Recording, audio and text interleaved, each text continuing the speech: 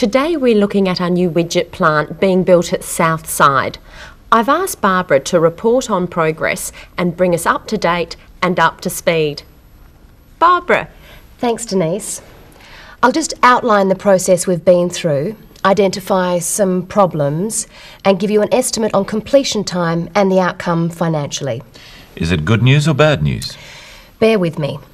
Now, if you recall, after a feasibility study, we put the project out to tender 18 months ago and selected EasyBuild as our project manager.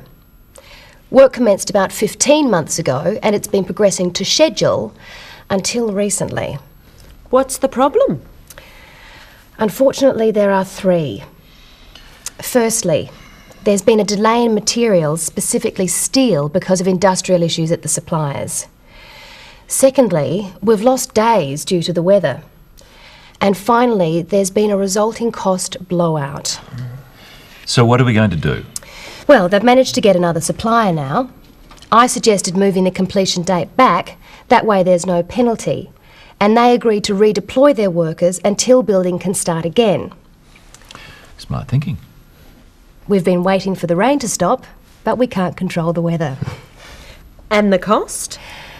At this stage, just a small overage, but I'll be watching it very closely over the next few months. With no more delays, we're expecting to complete the project just 1 month behind schedule. Good work, Barbara.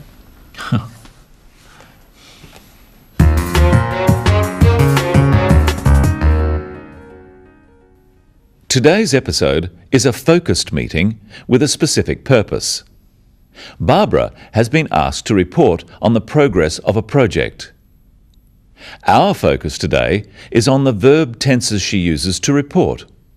Firstly, let's look at how Denise asks for Barbara's report. Today we're looking at our new widget plant being built at Southside. I've asked Barbara to report on progress and bring us up to date and up to speed. Denise says, today we're looking at our new widget plant. She uses the present continuous tense we're looking or we are looking because she's telling them what they are doing and what they are going to do at the meeting now. She doesn't use the simple present we look because that is used for regular actions. Then she says, I've asked Barbara to report. She uses the present perfect tense I have asked because she asked Barbara to report before the meeting and Barbara is about to give her report. We'll look more at present perfect later. And she wants Barbara to bring them up to date and up to speed. These are common expressions. To bring someone up to date is to tell them what has happened up to the present. And to bring someone up to speed is to make sure they know all the relevant facts. How does Barbara respond?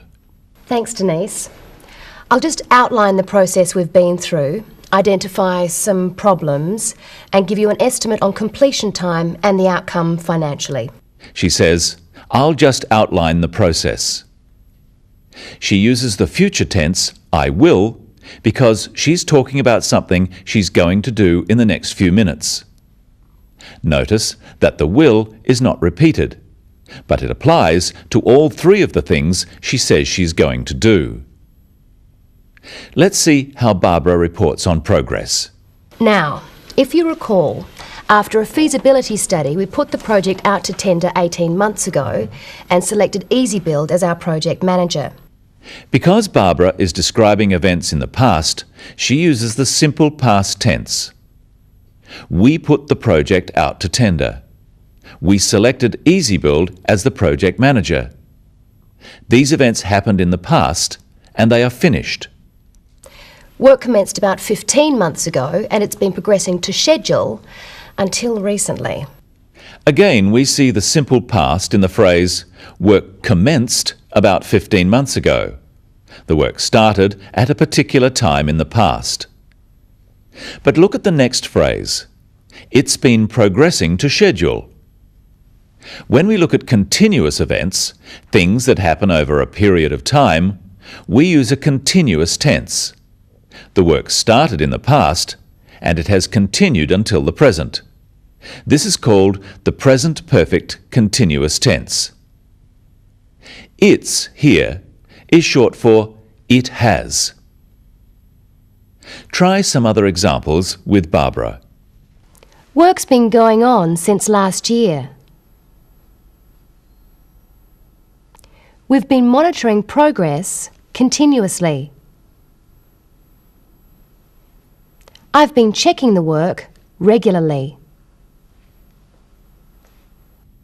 Now let's look at how Barbara describes the three problems. Firstly, there's been a delay in materials, specifically steel, because of industrial issues at the suppliers.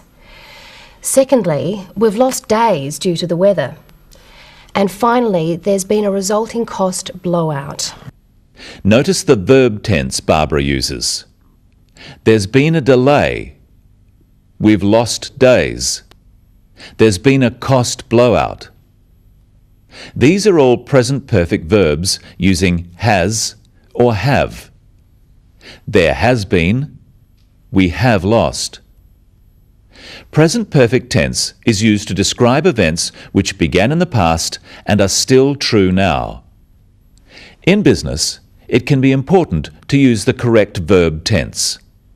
Using the wrong one can change the meaning. For example, if Barbara said there was a delay, it means this delay happened in the past and there is no delay now. If she says there is a delay, she means that delay is still happening. They are still losing time.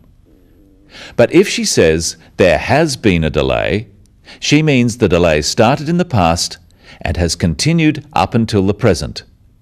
But as we'll see, she is now fixing the problem. Well, they've managed to get another supplier now. I suggested moving the completion date back, that way there's no penalty.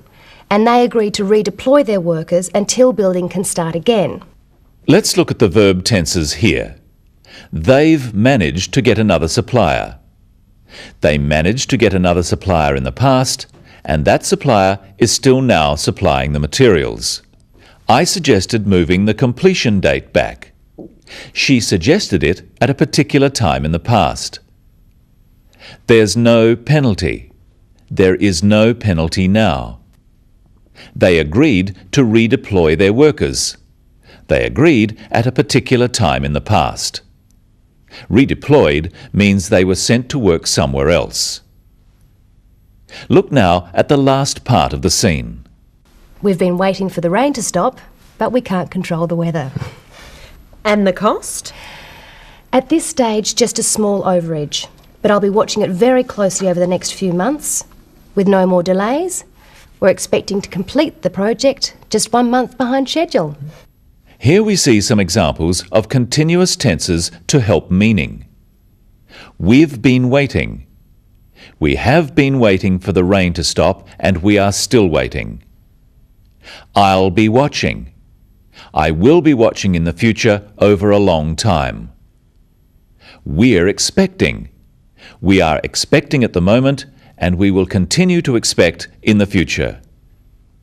Notice also how Denise asks a question. But we can't control the weather. And the cost? She says, and the cost? The upward inflection in her voice, and the cost, tells us this is a question, although it's not a complete sentence. The complete sentence would be, what will it cost? In spoken English, this is very common. Practice some examples with Denise. And the cost? And the result? And the reason? Today, we looked at reporting back. Remember, first, summarise what you're going to report on. We also focused on the different verb tenses which help exact meaning. That's all we have time for today. So I hope we'll be seeing you next time for the Business of English.